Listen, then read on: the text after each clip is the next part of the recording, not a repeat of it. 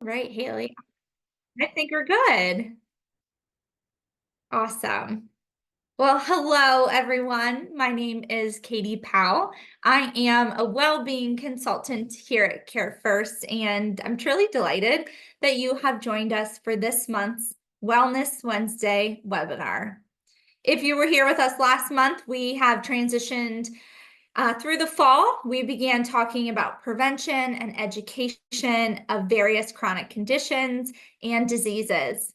Last month, we had Dr. Udwin, one of my favorites. He joined as our guest speaker to educate us all on prostate health, highlighting prostate health, cancer, its risk factors, symptoms, screening mechanisms for early detection, and so much more.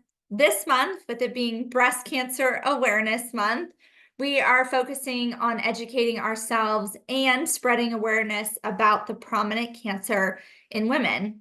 We're going to learn the importance of early detection, what are our options for screening, and we're also going to discuss the shared emotions surrounding breast cancer before, during, and after diagnosis. So next slide. I would like to formally welcome everyone to Power in Pink. Awesome. Breast cancer affects not only the individuals diagnosed, but also the families, the friends, and the community. Would love to understand and know from those on the call how and if it has affected you. And just so you know, this is a multiple choice, so you can choose multiple if they apply.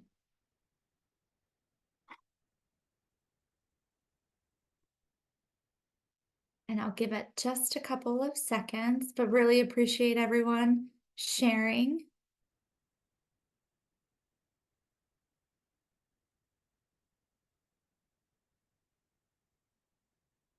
All right, got a couple more votes coming in. Perfect. So it looks like a large percentage of us have had a close family member or a friend, and we have some that have had or have breast cancer. So this makes the topic that much more relevant. Throughout our discussion today, we are going to talk about understanding what breast cancer is. We're going to talk about risk factors and symptoms that are associated with it. We'll also talk about detecting breast cancer early and the different types of screening tools that are available. We'll talk about prevention and treatment methods, as well as life after breast cancer survivorship. And we'll always end with our favorite Care First resources of what we can provide and support you all with. So as we begin Breast Cancer Awareness Month, we are going to discuss many aspects of breast cancer, starting off with understanding the basics. So a quick pop quiz before we dive in. Would love to know if you know how many women are diagnosed with breast cancer within their lifetime. Is it 1 in 4, 1 in 8, 1 in 12, or 1 in 16?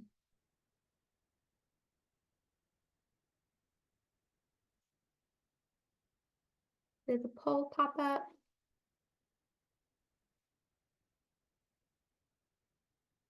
There we go. 1 in 4, 1 in 8, 12, or 16.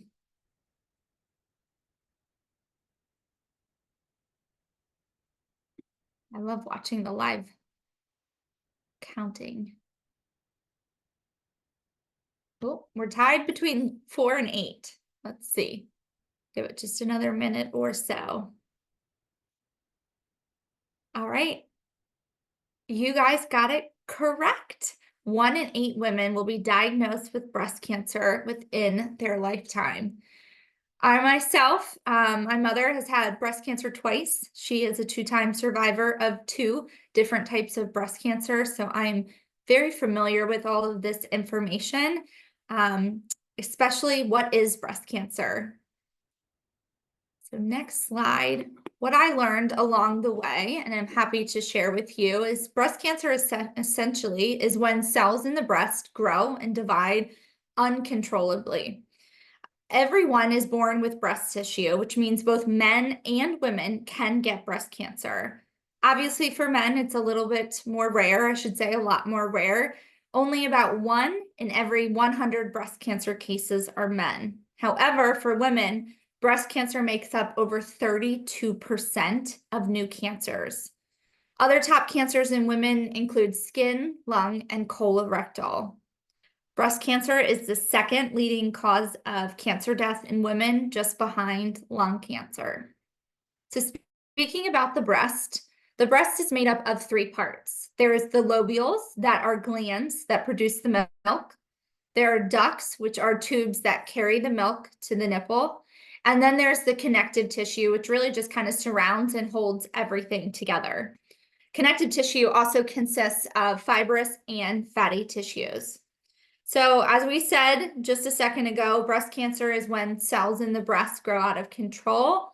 There are different kinds of breast cancer, and the kind of breast cancer depends on which cells in the breast turn into cancer, and we will get to that in just a couple of slides. So speaking of breast cancer being prevalent, 1 in 8, that's truly a shocking number. I like to put things into perspective. So there will be this year alone an estimated 316,950 new cases of invasive breast cancer. Invasive, and that's a term we're going to learn in just a few minutes. But to put that into perspective, now I am not a Ravens fan. I'm a Redskins fan. You can boo me if you like. But the Ravens Stadium holds 71,008 seats. So we can round it to say 71,000. We would be able to fill the Ravens Stadium close to 4.5 times with new cases of invasive breast cancer. That's a really shocking statistic. Breast cancer is unfortunately on the rise. We've seen an increase of 6,000 new cases last year alone. We've gone from 30% in 2024 to 32% in 2025. Don't say any of this to scare anybody or cause any anxiety, but really just to educate and hopefully empower you to detect early. And that's a whole slide we're going to talk about. The 5-year survival rate, which is very positive, of all breast cancers is 69%. The survival rate for stage 0 breast cancer is even higher. That's going to be 99%, and we'll talk about that in a moment as well. And we're also going to talk about things like risk factors, both modifiable and non-modifiable. One of our non-modifiable risk factors is age. And so what we see in the data and statistics is that 91% of breast cancer cases are diagnosed in the US in women over the age of 45. Moving along, how is breast cancer staged? So the stages are going to be based on the size and or the extent of the primary tumor and whether it has spread to nearby lymph nodes and or other parts of the body. There is what we call the TNM system. So this is a classification to recognize stages of breast cancer. The T stands for the size of the tumor. The N stands for our lymph nodes involved. And the M is has it metastasized and spread. So there are various stages. Stage 0 is used to describe non-invasive breast cancer, such as ductal carcinoma. Stage 1 describes invasive breast cancer. This is when the cancer cells are breaking through to invading normal surrounding breast tissue. There's stage 2, which is when the tumor is typically larger than stage 1, and it may have spread to a few lymph nodes. Stage 3 is when the cancer has truly advanced, with the tumor often larger than in stage 2 and or it has spread to a greater number of lymph nodes, usually around 4 to 9, or to nearby tissue, such as the chest wall or the skin. And then stage 4 describes invasive breast cancer that has spread beyond the breast and nearby lymph nodes to other organs of the body. So lungs, skin, bones, liver, or brain. There are some more common types of breast cancer. So DCIS is called intraductal carcinoma or stage 0 breast cancer, which is non-invasive. Ductal carcinoma, which is the non-invasive form, is the stage 0, whereas the invasive ductal carcinoma, the IDC, is the invasive form. And then we have the invasive lobular carcinoma, which is a more aggressive form. And then even beyond that, there's specific subtypes. There's triple negative breast cancer, HER2 positive, and more. I don't want to go too deep, too clinical. I'm not a clinician, but a health educator, health education specialist, and I think at a high level, we can understand that there are different types, and you would, if you were ever in the situation or a family member or a loved one, you would walk through that staging with your healthcare professional, the oncologist, the breast surgeon, your team. All right, so we're gonna move. We just kind of talked about breast cancer as it is. Now we're going to learn about how important it is to recognize the signs and the symptoms, risk factors as well, to watch for in both yourself as well as your loved ones. So like many different types of chronic conditions, cancers, and diseases, symptoms manifest differently in each type of person. So these are just common symptoms. And this is also going to kind of correlate to why it's so important to know your own body. So some common symptoms include having a breast lump or mass, swelling to the breast, even if you do not feel a lump, any dimpling of the skin, any retraction of the nipple, any red, dry, or flaking of either the nipple or the breast, any discharge that is not breast milk, and then any swollen lymph nodes, whether they be under the arm or near the collarbone. So those are the symptoms, the risk factors. Just like I said, different conditions, diseases, and cancers, there's different symptoms. There's also different risk factors for pretty much everything. We have risk factors that we can control and risk factors that we cannot control. So when it comes to breast cancer, risk factors that are beyond our control is gender, being a woman. We know that only 1% of breast cancer is men. That would mean 99% of cases are women. We also know age, because we saw that earlier. The risk factor for breast cancer increases with age, 45, 50, 55, and older. Genetic mutation, so if you have any certain genes, that can increase your risk for breast or ovarian cancer.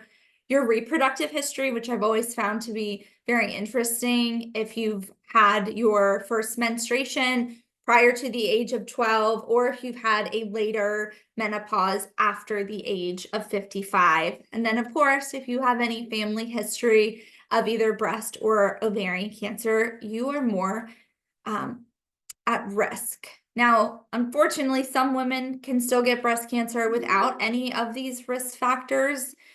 On the flip side, you may have a risk factor, and that does not necessarily mean that you will get the disease, because not all risk factors have the same effect. So just some things to keep in mind. I always like to think of positive, right? Instead of focusing on what we cannot change or control, what can we? So the risk factors we can change include our weight, our physical activity status, using alcohol and tobacco, and hormone replacement therapy. And we're going to talk about each of these specifically when we talk about lifestyle modifications. So we just spoke about potential risks for breast cancer. Now, I think it's essential that we also highlight the importance of early detection and what screening methods do we have that are available. So, of course, another poll I love to engage. How comfortable or familiar are you with tools like mammograms and imaging tests for early detection? Lots of different things to choose on. Very comfortable, somewhat unsure, and not comfortable.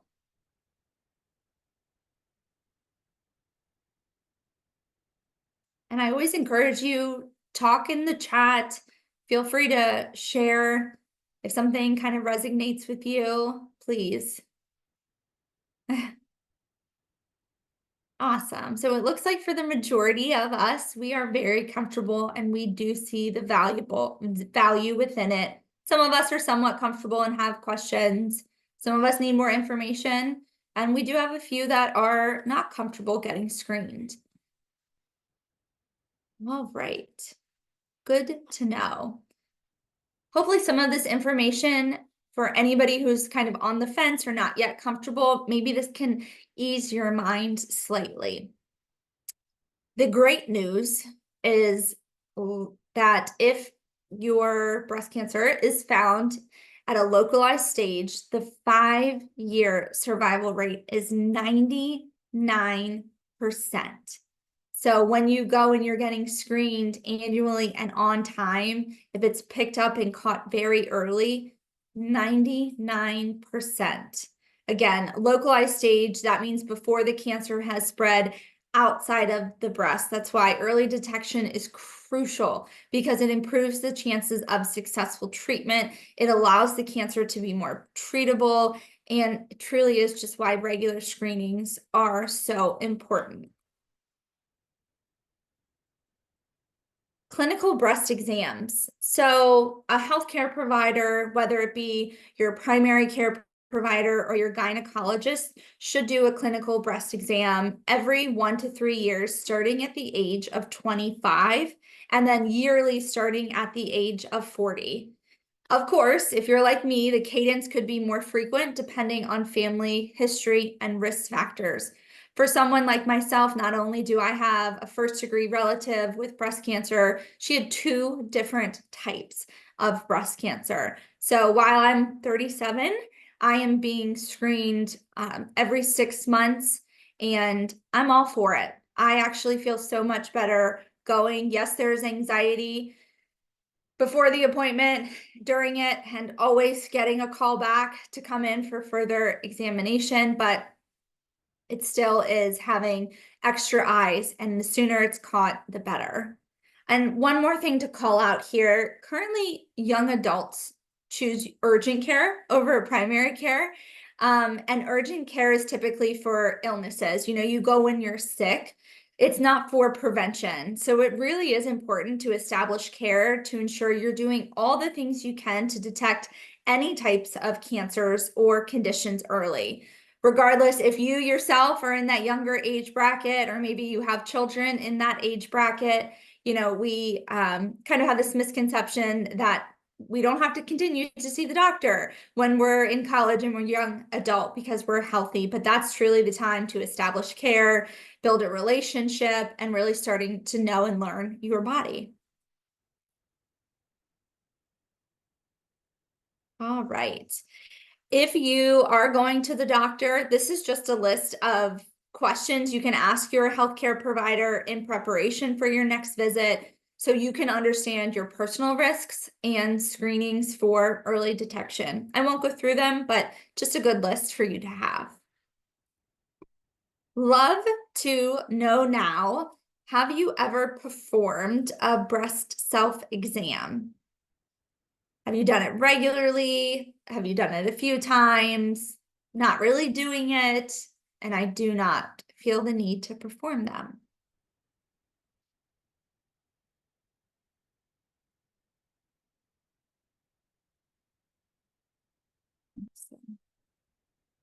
Okay, we've got, I do it, well, number 1 would be I've done it a few times, but not regularly, and I do it regularly at least once a month. That's good to know. If you're not doing it now or you're not doing it regularly, just some motivation to do it is 40% of diagnosed breast cancer cases are detected by the woman who felt a lump.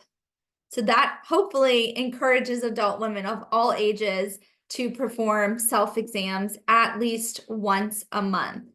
A couple things when it comes to performing a breast self-exam, I'm actually going to talk you through it. But for women who are menstruating, the best time to do a breast self-exam should be a few days after your period ends. For those that are postmenopausal, we recommend a breast self-exam to be performed on the same day each month. So maybe like the 1st of the month, which is today, or the 15th of the month. So it's easy for you to remember. And I really just encourage people to listen to your bodies, and it's better to be safe than sorry. Trust me when I say I understand the anxiety behind it. But the good news is that 8 out of 10 lumps are non-cancerous.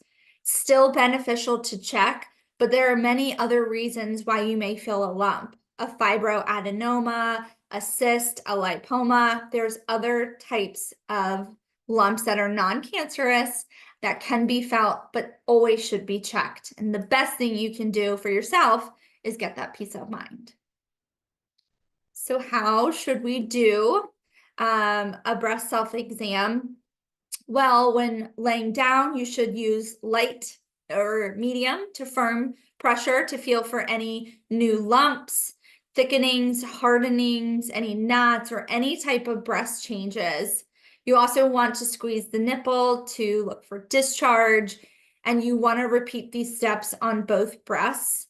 You also want to do it in the shower, in front of a mirror, and while laying down. And your clinician is also going to have you do some of the same things. They're going to have you, sit up straight. They're going to have you put your arms up, your hands on your hips. They're going to have you lay down because the breast tissue will move. Again, don't panic. 8 out of 10 lumps are not cancerous, but for peace of mind, want to call your doctor.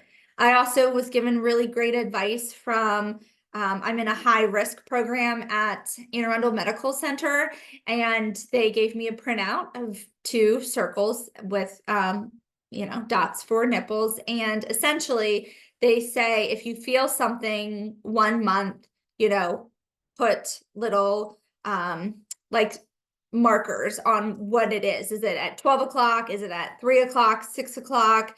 And then kind of check throughout the month to see if it changes, because it could very likely be hormonal. Of course, I always call and say, hey, I felt something. I just want to get it checked.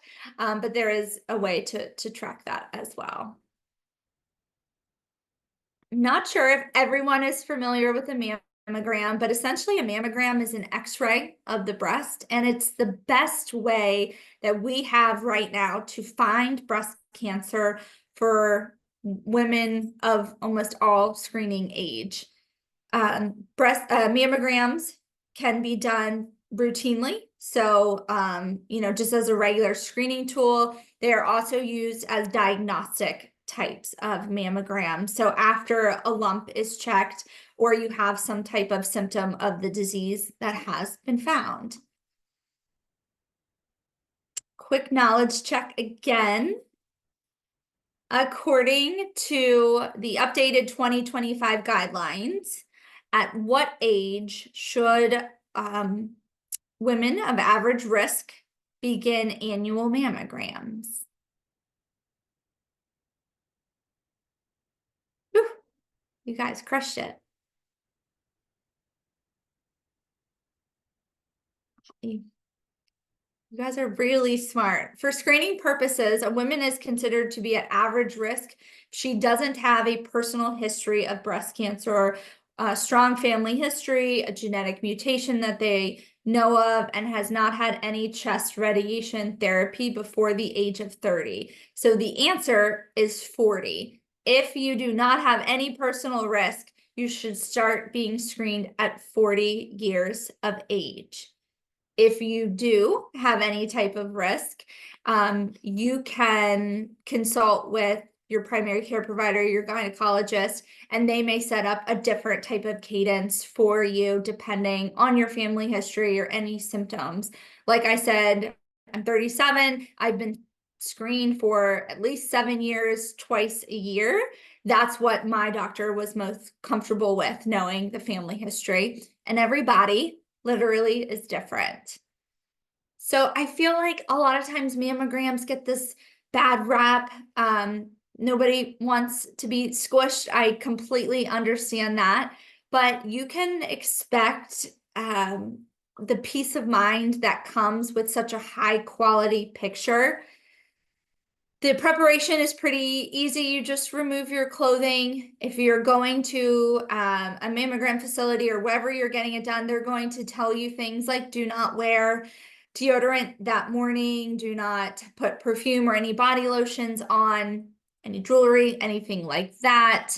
That's really the prep, is just kind of going and not really having anything on. The tech will do the positioning for you. They will put the breast within the breastplates, and they will shift after they take the first picture to take the second one. And then typically, depending on what type of mammogram you're getting in the facility, so regardless if it's just a routine screening or a diagnostic one, you may get your results there. You may get a phone call, or you may get it in your MyChart if your facility has that. I don't know how I can say it. It's not comfortable, but it's very, very quick. It's 10 or 15 seconds on each side. And I promise you, with that 99% 5-year survival rate, I will take being squished very quickly anytime. If you've had a mammogram before, in the chat, you have something positive to share, please feel free to kind of let other people know. I think the anticipation of it builds a lot of anxiety. And one more thing about this, if you get called back again, it's not something necessarily to worry about, especially if it's your first mammogram. Sometimes they just can see a shadow or see something else, and they are wanting to get a better look. Would always rather somebody look twice as hard than write something off. So how do we understand your mammogram results? Obviously, you are going to get results however your facility delivers them, whether it's a phone call or a letter or an update email in your MyChart. It's going to be based off the BI-RADS, which is the different categories. And something also to note is your breast density, which will show very clearly on your mammogram. Your breast density is basically a description of how much fibrous and glandular tissue is in the breast compared to fatty tissue. Unfortunately, the denser your breasts are, the harder it can be to see abnormal areas on mammograms. So that may also slightly increase your risk, but going frequently, as your doctor prescribes, doing your self-exams is going to give you your best chance. In addition to mammograms, we also have breast MRIs, which use magnetic fields and radio waves to see a picture. I get MRIs every year. So they rotate between an MRI and a mammogram. While they're very loud, it's almost peaceful, especially being a busy working mom. It's, 30 minutes where I know that somebody is looking and taking care of me. Ultrasounds are a great way to also kind of check for lumps. Usually the first line of defense when a new lump is found is an ultrasound, because it can show if the lump is a cyst or a solid mass, and that will help them determine. I love all these little comments. Can determine if it's a solid mass or if it's fluid, and then will help kind of with next steps. And then there's also a biopsy as well. I've had many biopsies. That's where they remove tissue from a suspicious area, and then the cells are examined. This is very common in like fibroadenomas where they are a tumor, but they're not cancerous, but they want to triple check that the cells in there are healthy. All right. We know that early detection saves lives. Using the screening methods to our advantage can help spot and discover different stages of cancer early and better your odds for treatment. So now we will discuss what prevention and treatment looks like for breast cancer. Somebody also, I love that. One thing we didn't put in there is when you get a mammogram, they'll ask you to hold your breath so that you don't move. And again, it's only just a couple of seconds. So we mentioned this, these are the modifiable risk factors. So these are the things that we can change. This is what we can do to fight chronic condition, cancers, and disease. We can maintain a healthy weight. I hate that it says, especially after menopause, because we know that during menopause, it's really hard to lose weight. But something we can do is be active daily and try as hard as we can to manage our weight. Regular physical activity, even simple activities like walking, gardening, staying active for at least 150 minutes a week will help us improve our risks. Cutting down on alcohol. Studies show that even moderate amount of alcohol consumption increases the risk of breast cancer. So just aim to have no more than one drink a day or to cut it out altogether.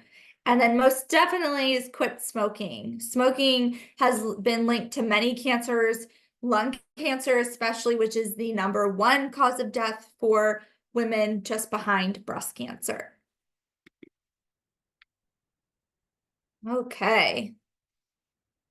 The hormonal factors that come into play, again, I'm not a clinician, so just at a very high level, hormone replacement therapy and birth control pills, there is studies that show there is an increased risk for taking them for prolonged periods of time and developing breast cancer. There's also studies that by breastfeeding for longer than 12 months can actually decrease your risks of breast cancer. So these are also things that you can add to that list of things you want to talk to your doctor about. I, again, will use myself. I've had conversations where they've said, do we want to try this type of hormone for, X, Y, and Z? And I'll say, well, is there a link to breast cancer? Because for me, that's always top of mind, knowing that I'm at such high risk. So definitely something you may want to ask your doctor, your GYN, your OB/GYN. If you've been on birth control a long time, just ask the questions. It's your most powerful tool. There are different types of breast cancer treatment options, and I feel like we're really fortunate to have come such a long way in the research and the studies and the different treatments that we have out there. Generally, there are 5 treatment options. Some are a combination, so it could be surgery, whether it's to remove the lump or a mastectomy to remove the breast. And then there's the reconstruction that typically occurs after a mastectomy if the woman chooses.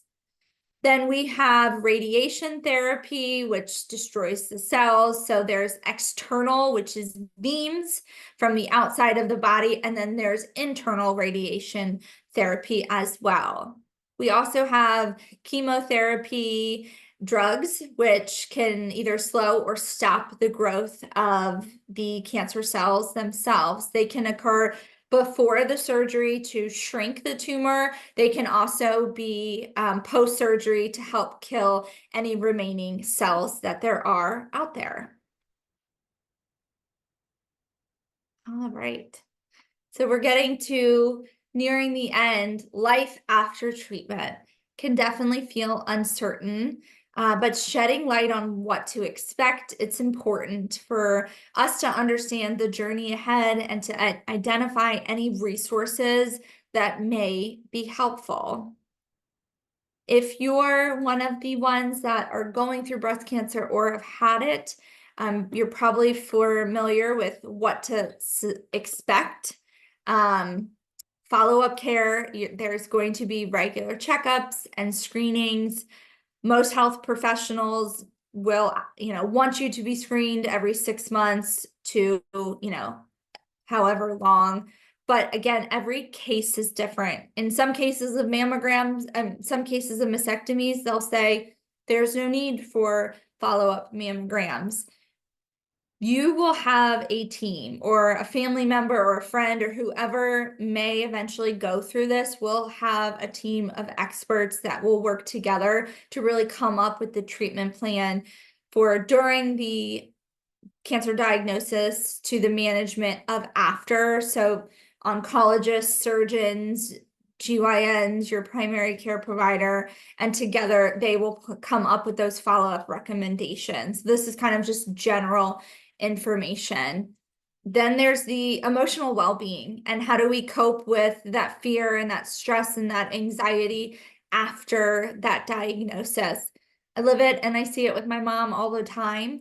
Though she's cleared, it's always still in the back of her mind. A lot of health professionals will recommend some type of therapy or stress management to allow you to live as healthy of a life as you can mentally. Physically is one aspect, but your mental health is another one. And then there's that physical health. So managing symptoms that may still be there years after. I know with my mom, she was on a type of oral chemo that has really affected her hands. And so I see her all the time kind of like gripping and tingling with her fingers, and there's a little ping, but she says it herself. I would rather lose, the ability to grip a baseball than to see my grandchildren, dance at their weddings. Survivorship and supporting your loved ones. So just kind of continuing on with this thought is supporting your loved ones. It's always important to stay connected and always offer support. Being present and just listening. There's not really anything we can do as caregivers or support systems or, being a friend or a family member or a neighbor of someone who has gone through it or is going through it, but just being there to listen and to offer a safe space for them to talk and to vent and to really feel all of the different emotions that come with such a heavy diagnosis. 60% of survivors experience long-term side effects. So just kind of acknowledging that and supporting it. I will always reach for a jar or the door to open for my mom so she doesn't even have to think. I don't even know if she knows that I do it, but I always have that in the back of my mind. And then offering help. So regardless of who is going through it, maybe it's, can I take you to your appointment and keep you company? Can I run an errand or help with a task? There are times where my own husband would just go over and he would mow the lawn and take the trash out. So my dad, as the primary caregiver, didn't even have to think about that. And I just thought that was really amazing. If you or someone you loved has been through it, is there anything else, and feel free to put this in the chat, that you have done to support your loved one? Feel free to share that. All right, in our last 5 minutes together, would love to talk about the CareFirst resources that we have available. So we have explored what breast cancer is, the risk factors, prevention strategies, treatment options, survivorship. And as we enter October, it's a meaningful time for us to raise awareness, to share knowledge, show support for those that are impacted as much as we can. It's National Pink Month. And I would love if everyone could tell one person or ask one person or share one thing of something that they've learned today, because it may just be you bringing it up in a conversation for someone to say, oh my gosh, I'm 42 and I didn't know I needed a mammogram, and for them to make an appointment. So what can CareFirst do? Somebody wrote, helped with changing bandages and drains. That comes with, in our case, a mastectomy, which my mother did have. I'm proud to say I changed every drain, measured every ounce of fluid, tracked it all, went to every appointment. It was the absolute least I could do for someone going through so much. So I love that you shared that. And you don't need to be medical to do something like that. They'll teach you. So Care First Wellbeing, what can we do?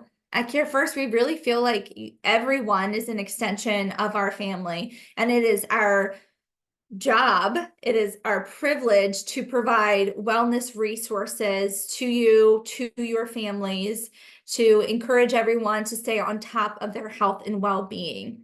So through the Care First Wellbeing program, you have the ability to download our app or log in via the desktop and access everything from a health assessment that we call the Real Age to personalized health timeline feed, tracking capabilities, ongoing and motivating challenges, your own unique health profile that can house all of your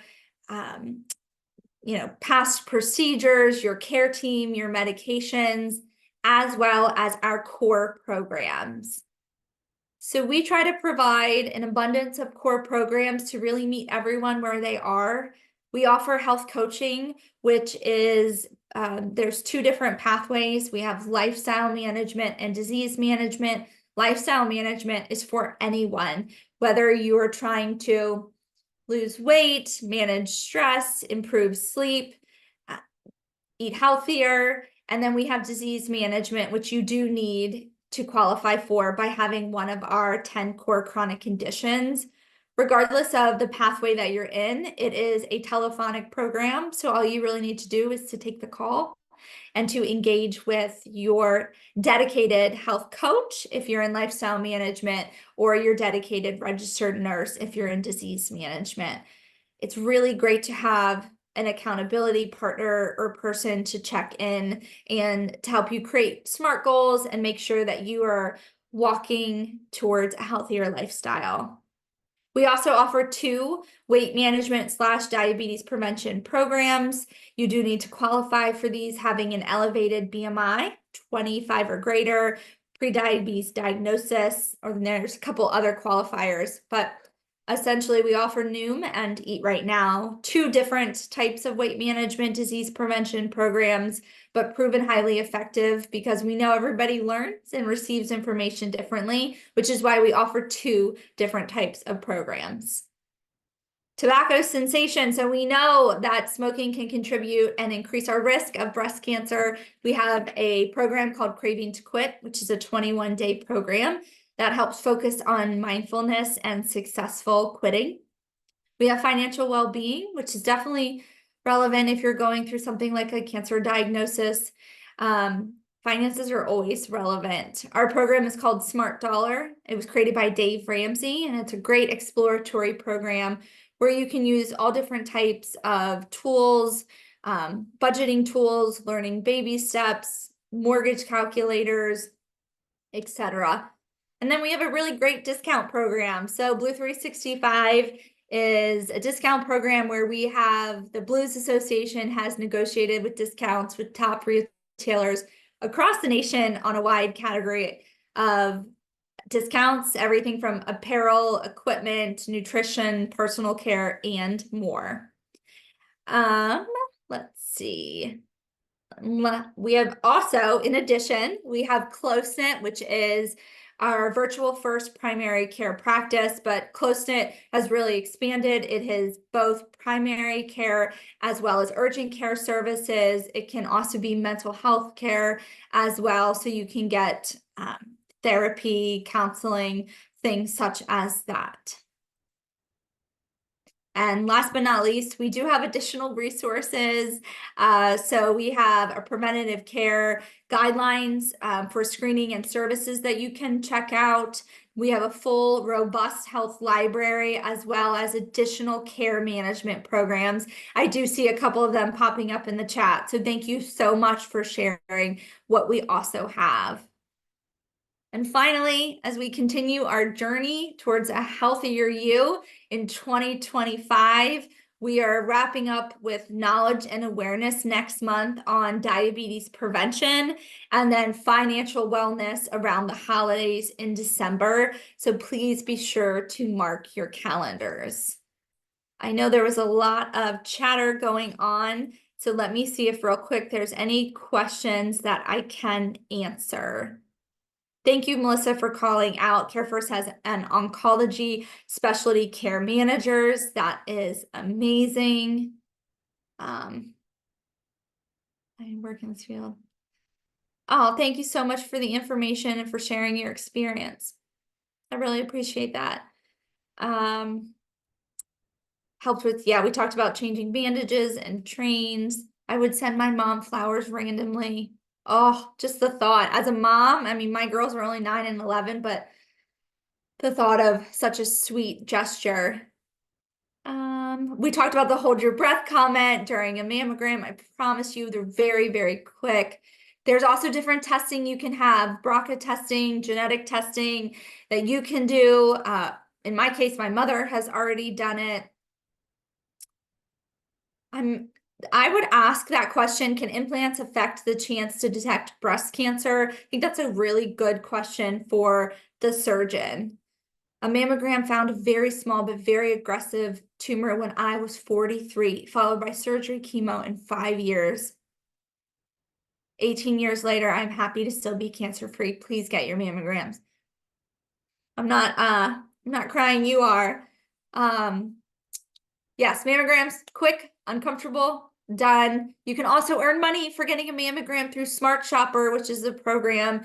You do need to reach out to your benefits if for some reason you do not have CareFirst medical insurance. You may still have access to it, you may not, but you're always welcome to come to these presentations. I love all the sharing about the mammograms. Take an Advil before, hold your breath. Yes. Oh, a friendly reminder when doing your breast exam, examine under your arm also. My tumor was under my arm. Holy cow. To ease some people's minds, I would like to add that getting called back in for additional examination or even a biopsy does not mean that you have breast cancer. I love that as well. Anxiety is something that I deal with every single day of my life. It's very heightened when it comes to breast cancer, obviously so.